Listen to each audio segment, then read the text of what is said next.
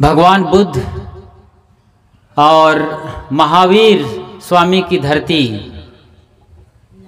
ये बिहार और बिहार की इस पावन धरती में हम यहाँ अररिया ज़िले में बैठे हैं। फारबिसगंज एक बड़ा शहर है जो कि नया ज़िला बनने जा रहा है, और यहाँ के एक बड़ा प्यारा सा गांव, चारों तरफ हरियाली बिखरी है, धनगढ़ा।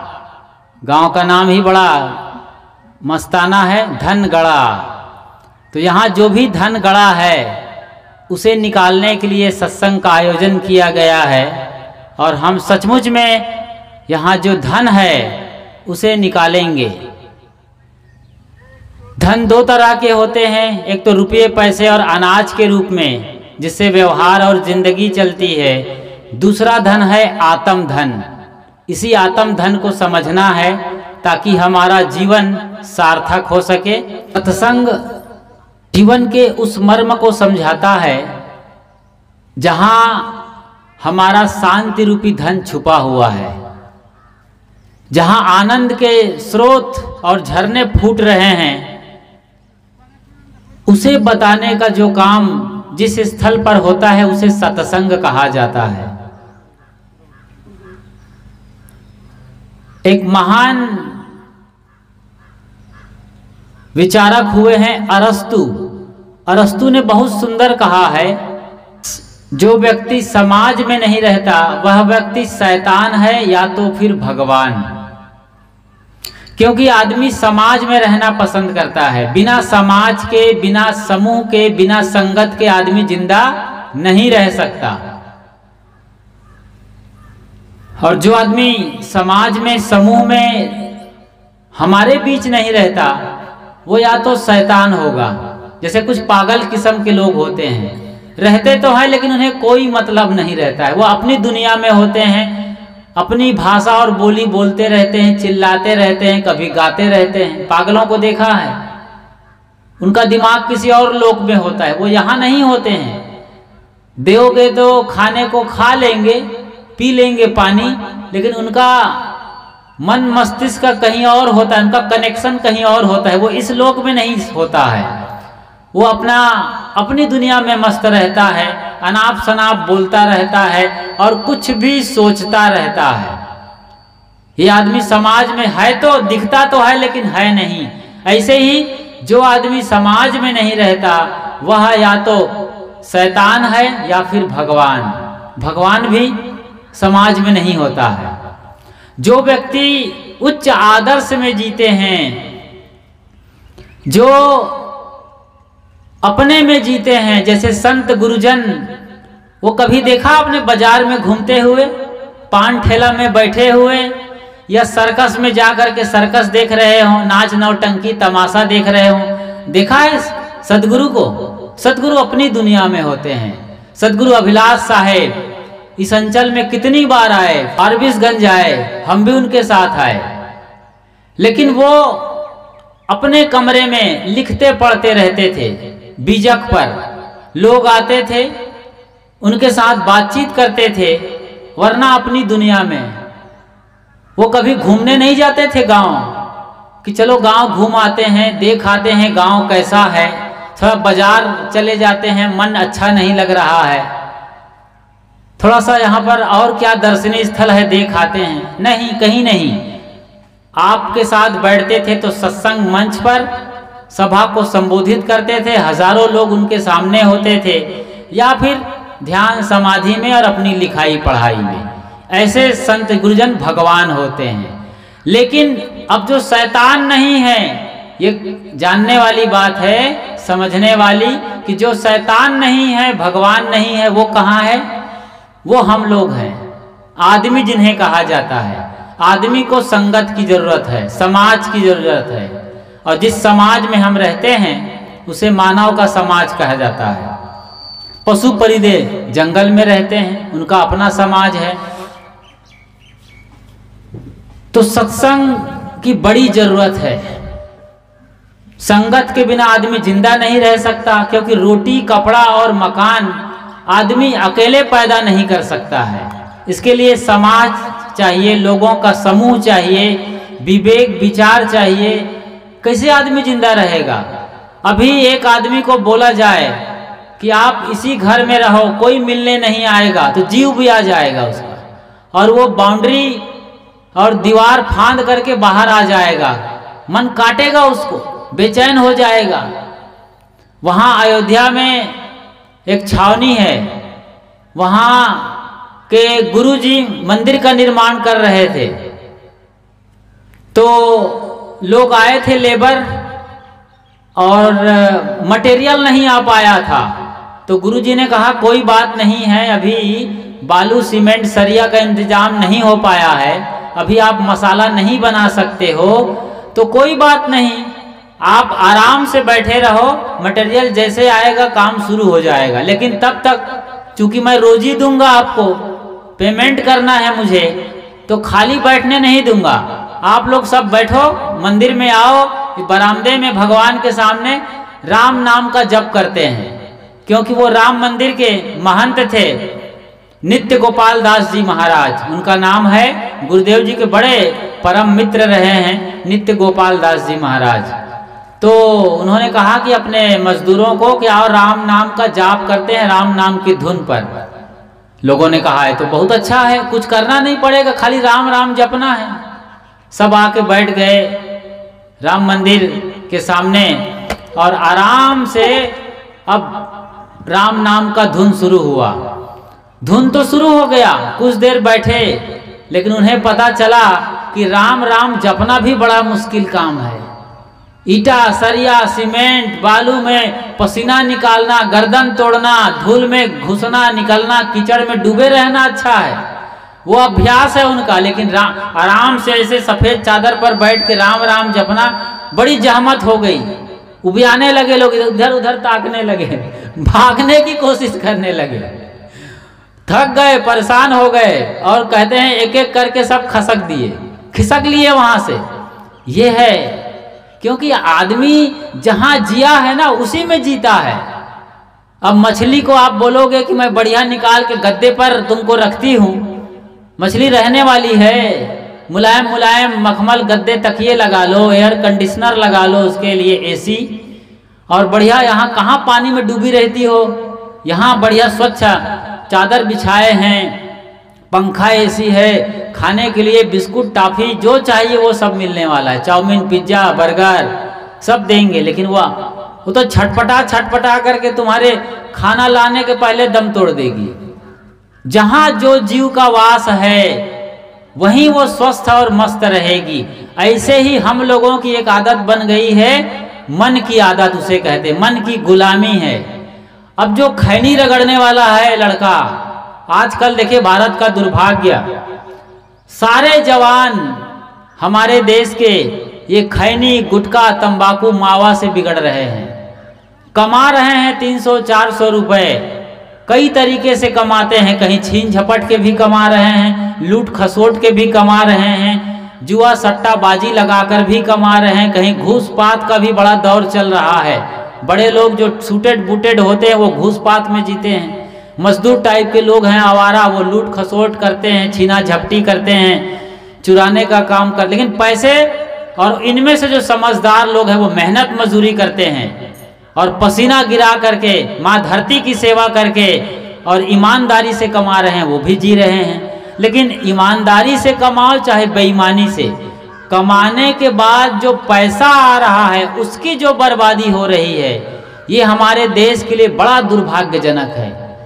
तंबाकू, खैनी, शराब, कबाब, बीड़ी, सिगरेट और गंदी आदतों में सारे पैसे को पानी की तरीके से बहा रहे हैं। खाने का भी ठीक से आदमी को तरीका और सलीका मालूम नहीं है, तो गलत तरीके से, अच्छा घर अच्छा है, खाने पीने का इंतजाम बढ़िया है, लेकिन तेल एकदम ट्रिपल रिफाइंड ले आया, समझ रहे हैं? ट्रिपल रिफाइंड मतलब उसमें तेल है ही नहीं, सारा केमिकल है, उसमें लोग तल के खा रहे हैं, पूरा तेल है सब्जी में, तैर रहा है, परवल है, आलू है या अन्य सब्जियां हैं, वो तेल में तैर रहे हैं, ऐसा हम खा रहे हैं। और कोलेस्ट्रॉल बढ़ रहा है, हमारे जो धमनियां हैं नलिकाएं हैं, रुधिर वाहिनियां, उसमें खून के साथ तेल बह रहा है, जाम हो रहा है, खून गाढ़ा हो रहा है, कोलेस्ट्रॉल बढ़ रहा है, तो हो क्या रहा है, फिर ब्लड प्रेशर हाई हो रहा है, अटैक आने की संभावना बढ़ जाती है, शुगर लेवल हाई हो रहा है, अर्थराइटिस, ब्रोंकाइटिस जैसे 50 बीमारियां हमको घेर रहा है। क्या हुआ जो पैसा कमा रहे हैं, क्या हुआ जो सत्संग सुन रहे हैं? जीने का सलीका भी तो सीखना चाहिए, तरीका। ये जो बारीक चीजें हैं ये सत्संग में आपको सुनने और समझने को मिल रहा है। और आपके नौजवान, वो जब आता है कांवड़ यात्रा का, लोग गंगा जल ले जाते हैं यहाँ बाबा धाम से हरिद्वार तक, मैंने देखा है आपके बच्चे बड़े शौक से जा रहे हैं बाबा धाम, बढ़िया रंगीन ये गेरुआ वस्त्र लगाए हैं, छोटे छोटे कांवड़ लिए हैं, छोटे छोटे पैर हैं, जैसे छोटे सो मेरो मदन गोपाल। क्या बढ़िया गीत गाते हैं महेंद्र साहब जी, शाम को सुनने को मौका मिलेगा। तो कितना बढ़िया ऐसे बाना बनाए हैं, बानक बनाए हैं।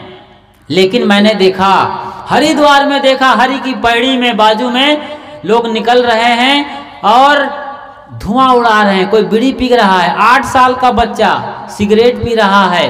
बड़े बड़े जो कांवड़ यात्री हैं और पुजारी हैं, पंडित हैं, तथा कथित साधु हैं, उनके साथ क्या कर रहे हैं, गांजा पीना सीख रहे हैं। ये देश का दुर्भाग्य है। इन्हीं चीजों को अच्छी तरीके से समझना और बुराइयों से भागना, इसी का नाम सत्संग है। ताकि हम अभी जो जीवन बचा हुआ है उस शेष जीवन में ऐसा कुछ कर जाएं कि हमारा जीवन दिव्य हो जाए। कुछ नहीं बिगड़ा है, जब जागो तब सवेरा। इतना बड़ा आयोजन किया है यहाँ पर, हमारे भूतपूर्व गुरु भाई रहे हैं ये संजय जी। आज संजय साहब के नाम से आप जानते हैं, आपका गांव है ये और धनगढ़ा है। हमने कहा कि धन यहाँ गड़ा हुआ है, तो उन्होंने जो आयोजन किया है इसमें पूरा गांव आमंत्रित है, आसपास के लोग काफी तादाद में आने वाले हैं। आज तो खैर पहला दिन है, पहली सभा चल रही है। तो सत्संग को जब हम समझते हैं तो सत्संग क्या है, आपका जो मूल धन गड़ा है, सदगुरु ने क्या कहा है, और सदगुरु के बीजक पर लोग क्या कहते हैं, बीजक कहिए साख धन, धन का कहे संदेश, आत्म धन जही ठौर है, बचन कबीर उपदेश। बीजक सदगुरु कबीर साहब की मौलिक रचना है, उसमें आत्म धन जो छुपा हुआ है उसका गुप्त संकेत बताता है। बीजक वित्त बतावे जो विद गुप्ता होए, ऐसा वित्त बतावे जीव को बूझे बिरला कोय। ये कोई सत्संग ऐसा नहीं है कि किसी को बुलाना पड़ेगा, किसी को धक्का मारना पड़ेगा, गाड़ी भेजना पड़ेगा तब सत्संग में आएंगे, ऐसा नहीं है। सत्संग आपके दुखों की निवृत्ति स्थल है। क्या आप दुख नहीं झेल रहे हैं घर में? कितना दुख है घर में, कहीं पैसे की तंगी है, कहीं आपस में रिश्तेदारी की नहीं बनती है, बाप बेटे की नहीं बन रही, कभी सास बहू की, और ननद भौज पर पंच रचो है, कबीर साहब भी कहते हैं। ये तो जगत प्रसिद्ध लाइन है और जगत प्रसिद्ध बात है, जग जाहिर है कि ननद और भौज का जमता ही नहीं है। बहुत मुश्किल घर होंगे जहां पर ननद भौज के रिश्ते में बात बनती होगी। ननद ना आनंद, किससे? भौजाई से ना आनंद, उसी का नाम ननद है। तो रिश्तेदारी में कितनी खटपट चल रही है, कितने घर में खान पान बिगड़े हुए हैं, शराब कबाब में सारा पैसा खत्म हो रहा है, ये मांस मदिरा। कहीं बड़े शौकीन लोग हैं तो पैसन और फैशन के नाम पर रुपये की बर्बादी कर रहे हैं, ठीक से खाने को नहीं मिल रहा है, तरस रहे हैं, और सब कुछ है तो किसी घर में मुकदमा और पेशी चल रहा है। मुकदमा पेशी नहीं है, खाने पीने का सही है, तो आदमी बीमार हो गया, उसके घर में कोई आदमी पागल हो गया है। तो ये सब परिस्थितियां बताती है कि इन दुखद परिस्थितियों से कैसे निकला जाए, आनंद पूर्वक कैसे जिया जाए। इसकी युक्ति कहाँ मिलेगी? इसकी युक्ति जहाँ मिलेगी उसे ही सत्संग स्थल कहते हैं। यही तो है सत्संग। क्या पंडाल डालने से सत्संग होता है? क्या साधु संत बताएंगे तभी सत्संग होगा? क्या भंडारा होगा तभी सत्संग होगा? होता है, होगा भी ऐसा, लेकिन इतना मात्र सत्संग नहीं है कि पंडाल लगाया जाए, मंच सजाया जाए, हमारे गायक संत गुरुजन आकर गाएं या गायक कलाकार के बढ़िया मधुर संगीत सुनाएं, बड़ा भला भंडारा होता हो, खीर पूड़ी हलवा खाने को मिले, इतना मात्र ही सत्संग नहीं है। सत्संग क्या है? जब आप अपने जीवन को समझना शुरू करते हो, जब आपने दुखों को सही ढंग से रीड करते हो कि दुख कैसे शुरू होता है हमारे जीवन में, दुख से कैसे हम जा सकते हैं, बुढ़ापा को सुखद कैसे किया जाए, अपने बच्चों को अच्छे संस्कार कैसे दिए जाएं, पति पत्नी का पवित्रतम रिश्ता सालों साल कैसे मधुरम और बरकरार रहे, इन सब को समझना, धन कमाने का सही तरीका जानना, धन का सही सदुपयोग करना और अपने जीवन कल्याण का सोचना, बीजक के बारे में सोचना। यदि आप संत मत से हैं तो मेही बाबा के विचारों को समझना, यदि आप ब्रह्मा कुमारी से हैं, शांति मिशन से हो, तो शिव बाबा और उनके धर्म ग्रंथों को सही ढंग से समझना कि वो खाने पीने का, उठने बैठने का, बोली बर्ताव का, लाइफ स्टाइल का क्या मैसेज दे रहे हैं, उनके दर्शन में क्या बात है। आप राधा स्वामी हो उस समाज से, उस पंथ से, तो उस मत से, तो आपको ये समझना है कि व्यास में उनके अपने गुरु क्या बताते हैं। राधा स्वामी के वो व्यास का जो सेंटर है, सत्संग स्थल है, वहाँ क्या बताया जा रहा है। जिस मत मजहब और परंपरा, जैसे शिव चर्चा है, शिव चर्चा में आपने दीक्षा ले ली, कोई बात नहीं है, कोई तो मिला जहां पर लगता है कि कुछ उपाय निकलने वाला है ज्ञान ध्यान का, लेकिन कहीं शिव चर्चा में आप सिर्फ खाने पीने में अटक के रह गए। शिव चर्चा के लिए मैंने सुना है कि शिव की चर्चा करेंगे लेकिन खान पान में कोई संयम नहीं है, मांस मदिरा सब चल रहा है, तो ये तो बहुत गड़बड़ झाला वाला मत मजहब और परंपरा हो गई ना। तो वहां से निकलना है, अब आपको शिव चर्चा से निकलना पड़ेगा, क्योंकि जो आपको दलदल में और फंसाता हो, आप तो आधे दलदल में डूबे हुए हो, कोई आदमी आके और दलदल में आपके कंधे को दबाए और आप और गड्ढे में जाओ, कीचड़ में फंसो, गर्दन तक कीचड़ आ गई, नाक को कीचड़ छू रही है, थोड़ी देर में सांस भी रुकने वाली है, तो क्या आप निकलना नहीं चाहेंगे? तो ऐसे गुरु लोग जो ठग्गू गुरु हैं, ठगुआ लोग हैं, कोई ठगवा नगरिया लूटल हो, कबीर साहब ने भजन गाया है और उसमें पूरा गिनाया है कि कौन ठगने वाला है, आपका मन ठगने वाला है कि आपका पंथ ठगने वाला है कि आपका गुरु ठगने वाला है। तो ऐसे ठग्गू गुरु के बीच भी नहीं आपको बैठना है।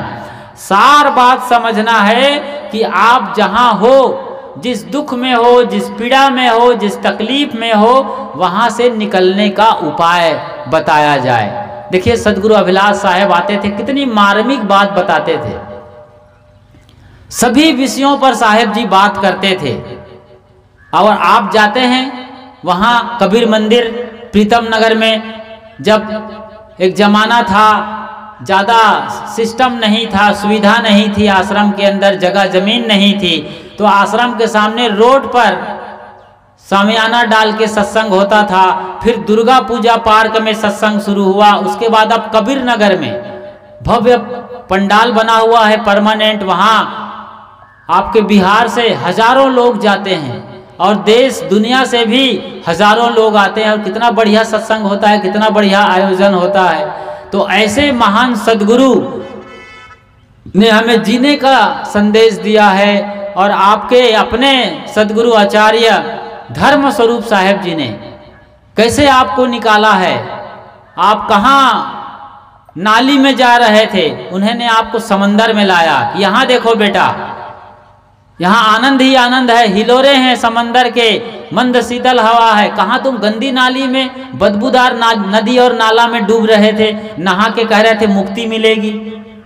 शुरुआती दौर में सब ठीक है, कोई बुरा नहीं है, सब अच्छा है। जो भी आदमी जिस मत मजहब और परंपरा में है, जो भी गुरु सिखा रहा है, सीखना चाहिए, लेकिन धीरे धीरे विवेक विचार करना चाहिए, समझना चाहिए। जैसे आपका छोटू जाता है या छोटी जाती है स्कूल में, और पढ़ाई करते हैं। ए फॉर एप्पल, मतलब का माने कबूतर, उसी को इंग्लिश में ए फॉर एप्पल कहते हैं। हिंदी वाले का माने कबूतर पढ़ते हैं। अब देखो का जो अक्षर है वो भी कबूतर नहीं है, कबूतर शब्द भी कबूतर नहीं है। कबूतर की जो फोटो लगी है किताब में, बच्चों की बड़ी बड़ी किताबें उसमें बड़ी बड़ी फोटो लगी रहती है, तो वो कबूतर की फोटो भी कबूतर नहीं है। बच्चा 6 महीना में जान जाता है। ऐसे ही जो बच्चे इंग्लिश मीडियम में पढ़ते हैं, ए छोटा स्मॉल ए और बिग लेटर में ए ऐसे करके क्रॉस कर दिया जाता है सीढ़ी जैसा, वो ए भी एप्पल नहीं है। APPLE एप्पल लेटर भी एप्पल नहीं है, एप्पल शब्द भी एप्पल नहीं है, समझ जाता है। और एप्पल की फोटो लगी है लाल लाल, वो भी एप्पल नहीं है, ये तो फोटो है जी। वो एप्पल क्या है फिर बच्चा समझता है और जानता है कि वो जो मम्मी बाजार जाती है, पापा जब शहर से लौट के आते हैं तब वो लाल लाल एप्पल लेके आते हैं, सेब फल, और हम खाते हैं, बड़ा मीठा लगता है, बड़ी एनर्जी मिलती है और पेट भरता है, तृप्ति मिलती है, वो एप्पल है।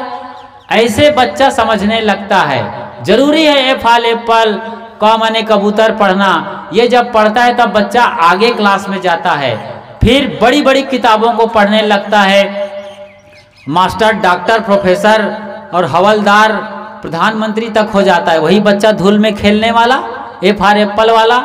लेकिन आप लोग जहां बैठे थे आज से 20 साल से पहले, 25 साल पहले, वही चीज कर रहे हैं। वही जड़ पिंडी की आप आरती, पूजा, नहलाना, धुलाना, उसको मंजन, ब्रश, दातुन कराना और भोजन कराना।